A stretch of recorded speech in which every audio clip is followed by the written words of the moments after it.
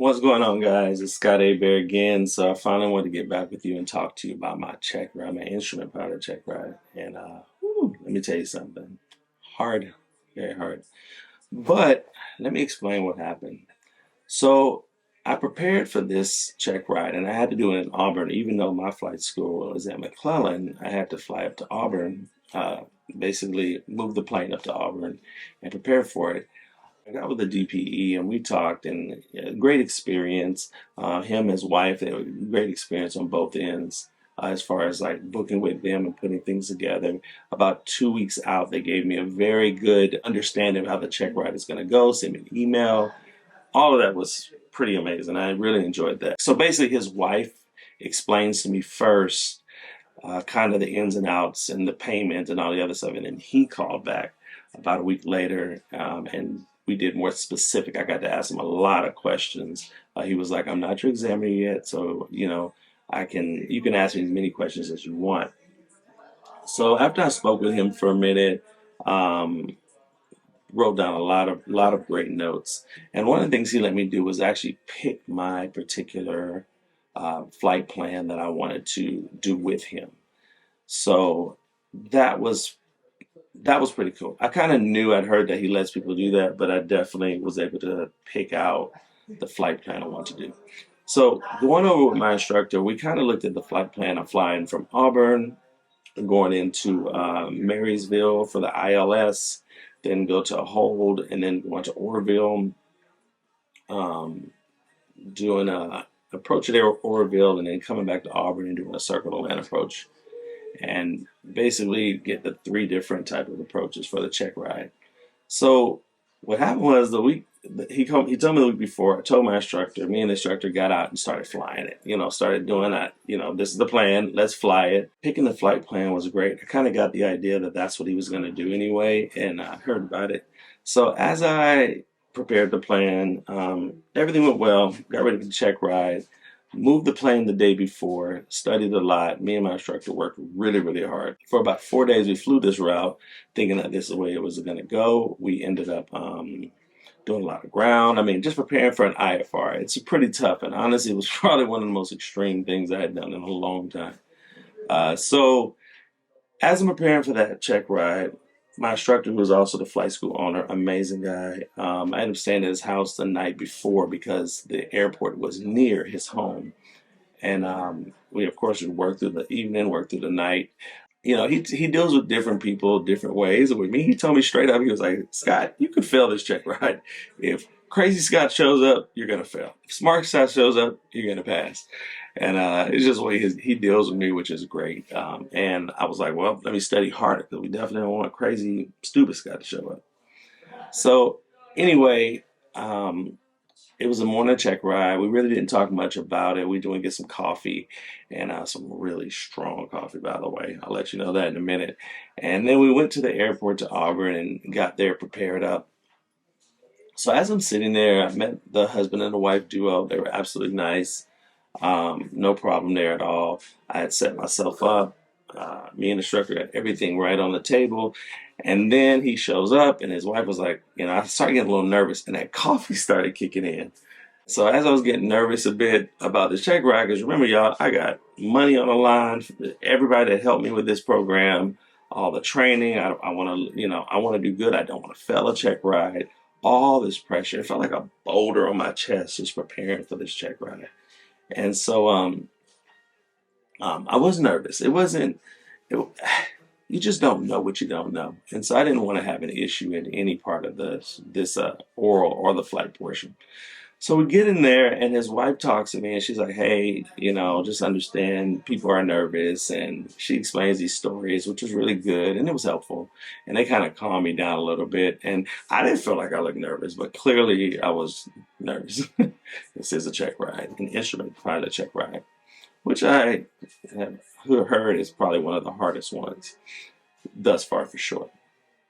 So anyways, I get in there, We go over, he tells me about from the beginning to end. He, tells me what's the outcomes. He explains to me how it's going to go. Just being comfortable, just having a conversation.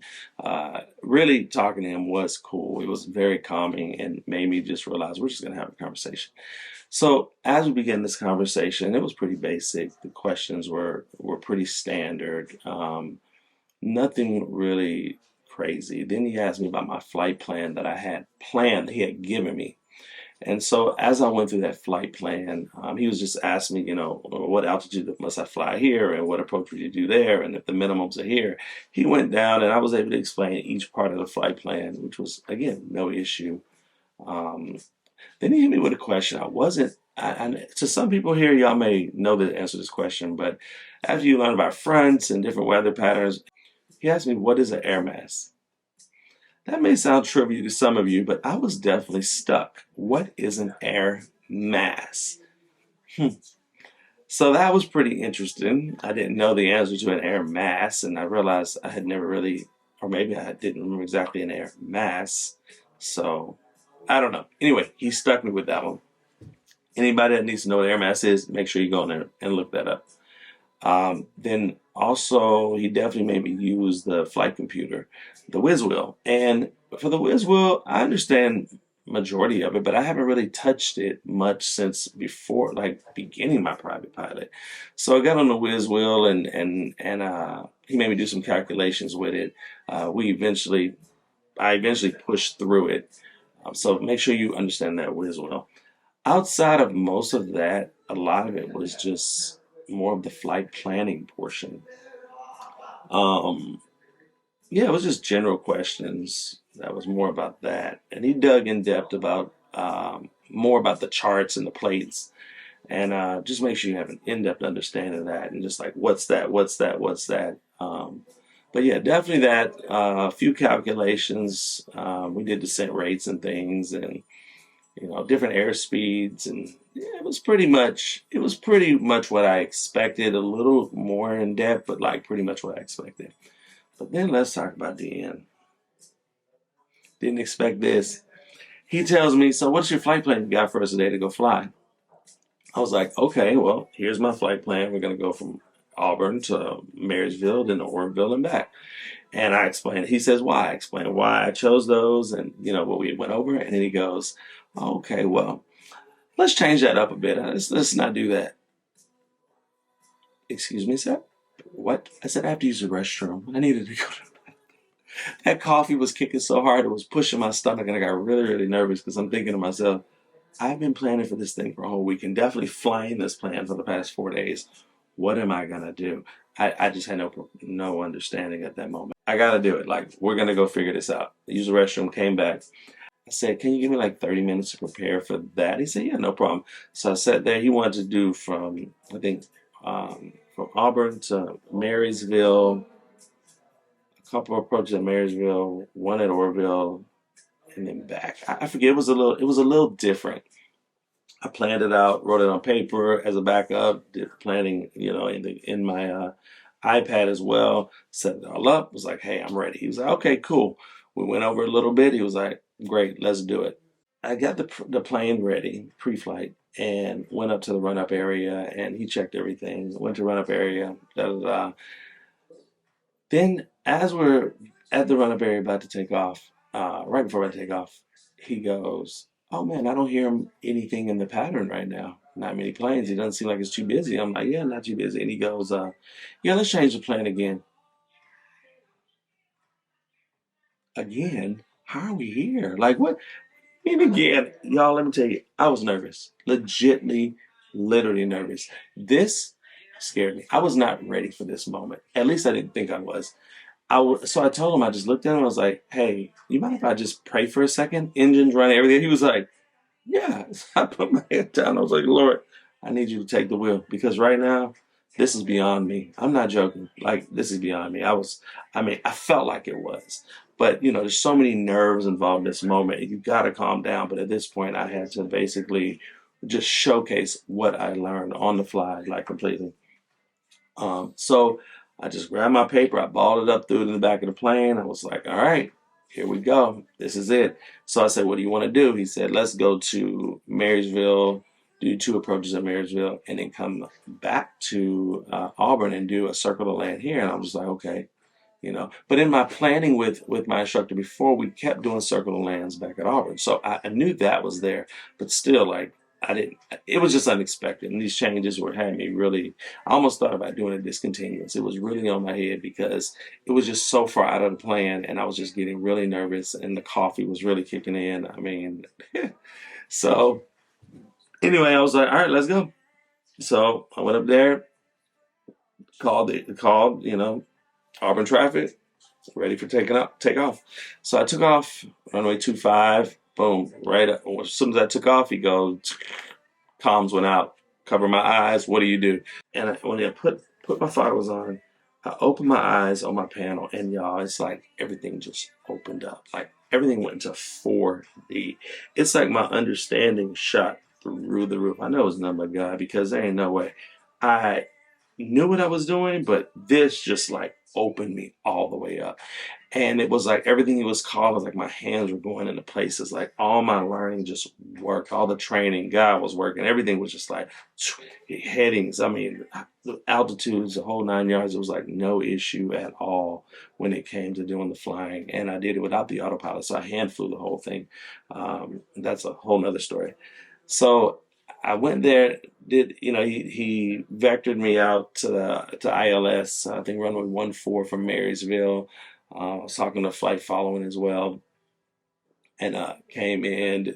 We did a landing for runway 14, did a missed approach, circled back, and then went into a hold. And man, I'm talking about everything just worked out like right. It's like the fact that I thought that I wasn't ready. Not that I wasn't ready, but I was just nervous about so many things. It's like crazy how everything just like boom, boom, boom. Just amazing, y'all. Yeah, I was never God for real. Like training, my examiner was awesome, but my trainer, I mean, he got me right, dude. Really right. He had me more prepared than I even knew. And so it was really good getting in there and performing at the standard or a little bit above the standard from what the examiner told me. So yeah, did all that, came back, did a circle of land at Auburn. Everything was worked out really well. Landed. Now, be honest with you, at the flight, I didn't even know if I really passed. I didn't know what was going on really. Like I knew what I was doing and I did it, but he didn't really give me a lot of progress reports. So I didn't even know. Like when I landed, he didn't say like, great job, like that's it. We landed, I brought the plane, taxi back, walking towards the FBO. I didn't realize we came back early. The flight was supposed to be, he told me, about 2.5 hours. We ended up being like less than 2 hours. And so we walked back to the FBO, and he went to the restroom, and my instructor comes running out like, hey, what happened? You passed? Well, what happened? And I'm like, I don't know. He didn't say anything. He was like, what do you mean? He said, he went to the restroom. I said, you got to ask him. And he came out and said, well, did he pass? He's like, yeah, he passed. I was like, oh, that's great to know. But man, when I said I was so exhausted that I really, it was more like, I passed. Wow, thanks. But like, I'm tired. I'm exhausted. I'm finished. Like, this has been a long, exhausting experience. I'm like 5.5 hours in, 6 hours in to this long oral and impractical exam. So, yeah, so he sat me down. He asked me, a couple questions. I had questions. And I told him, I said, I'll be honest with you, I'm tired. I said, can I give you a call like in a couple of days? Like I just gotta get my head wrapped around it.